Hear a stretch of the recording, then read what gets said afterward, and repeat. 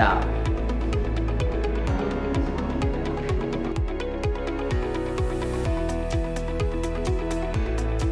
Kenapa sih, alasannya apa dilakukan penundaan pelayanan rujukan ini? Assalamualaikum warahmatullahi wabarakatuh. Selamat pagi, selamat bertemu kembali di channel info tentang kesehatan di rumah sakit. Tentunya bersama saya dan semua apapun yang ada beraktivitas di rumah sakit akan kami sampaikan. Pertemuan kemarin kita sudah menjelaskan tentang bagaimana alur pelayanan di IGD. Dan hari ini kembali kita akan menjelaskan kira-kira untuk pasien dengan kategori gawat yang akan dimasukkan melalui ruang HCU, kemudian apa saja yang akan dilakukan di dalamnya, kita akan bahas tuntas tentunya bersama dengan narasumber yang sangat handal yang bisa kita percayai. Tentunya nantinya kita akan berjalan-jalan. Oke, untuk kita lebih tahu apa saja yang ada di dalam ruang HCU, sekarang kita akan menemui narasumber yaitu Kepala Unit HCU. Ayo ikut bersama saya, kita masuk ke dalam ruang HCU. Halo, selamat pagi Pak Edi Batiar. Hari ini kita bersama dengan narasumber handal, tentunya Kepala Unit HCU. Selamat pagi Pak Edi. Saya panggilnya Pak siapa? Pak Edi aja. Pak Edi ya, lebih akrab Pak Edi. Jadi Pak Edi ini kesehariannya dia ada di ruangan HCU, di mana di ruangan ini beliau mengkoordinir semua mulai dari jumlah pasien yang sesuai kategori gawat atau darurat dan seluruh berkas-berkas yang nantinya harus dilengkapi tentunya. Pak Edi, kita minta waktu buat wawancara boleh ya? Boleh. Ya. Oke, Pak Edi, ini kita sudah ada di dalam ruang HCU ya. Ini ruang HCU kalau full bednya isi berapa pasien, Pak? Ada tiga pasien ya. Dengan kondisi yang gawat darurat semua. Iya. Atau mengancam jiwa semua. Mengancam jiwa juga bisa. Pasien dengan kondisi kritis bisa ya. Biasanya kita rawat di ruang HCU. Di ruang HCU. Jadi untuk kelanjutannya bisa pindah lagi ke ruang yang biasa ya Pak ya. Tidak harus selamanya di HCU ya. Iya. Maksudnya kalau kondisinya mulai stabil dia akan pindah ke ruangan biasa. Iya, ya? Biasanya seperti itu. Kalau kondisinya sudah stabil, kita akan pindahkan ke rawat inap yang biasa. Baik. Pak Edi, ini kalau kita lihat ini di ruangan HCU ini tentu akan banyak aktivitas yang berurusan dengan interaksi dengan pasien dan keluarga pasien tentunya.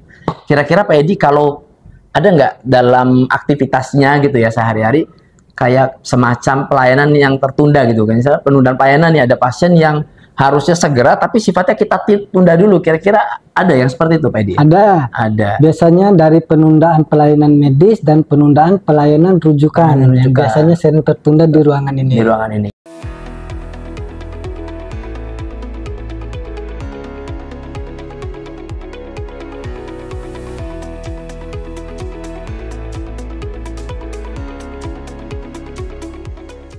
Kalau pelayanan yang tertunda dari dua jenis itu berarti otomatis sudah ada senjata dong ya, ruangannya mungkin form atau apa yang harus diisi gitu ya.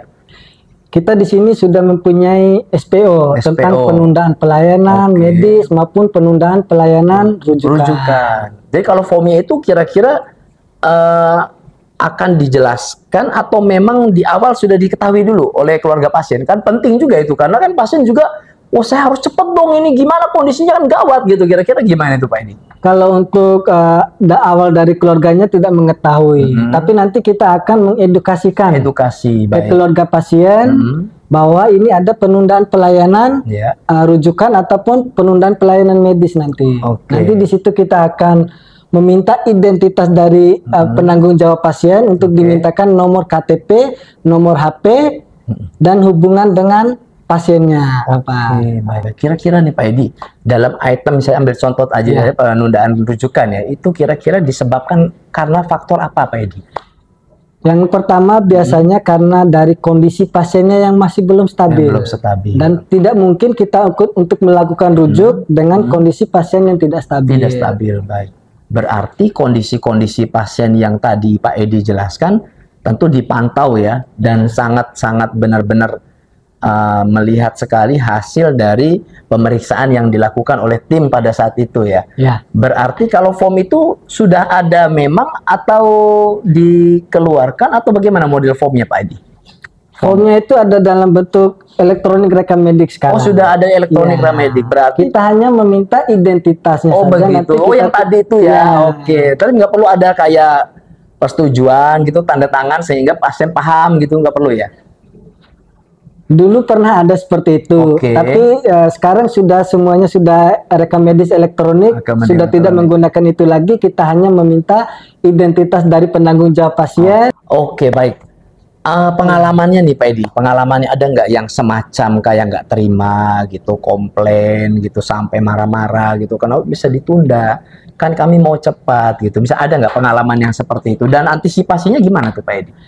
Ya, kadang juga ada yang marah dengan penundaan pelayanan rujukan. Tapi kita bisa nanti edukasikan ke keluarga pasien. Kenapa sih, alasannya apa dilakukan penundaan pelayanan rujukan itu? Kita akan kasih alternatif nanti untuk keluarganya. Oh, ada alternatif ya, sehingga kesannya pasien tetap harus dilayani ya Pak Edi ya, nggak hanya dibiarkan diam gitu aja. Meskipun kondisi, mohon maaf nih, mungkin HCU alat-alatnya masih belum lengkap nih, ya mungkin ya semacam kayak alat bantu nafas, mungkin segala macam yang mengharuskan misalnya ke ruangan yang lebih intensif ya mungkin ya, itu artinya tetap dilayani dulu ya mungkin ya.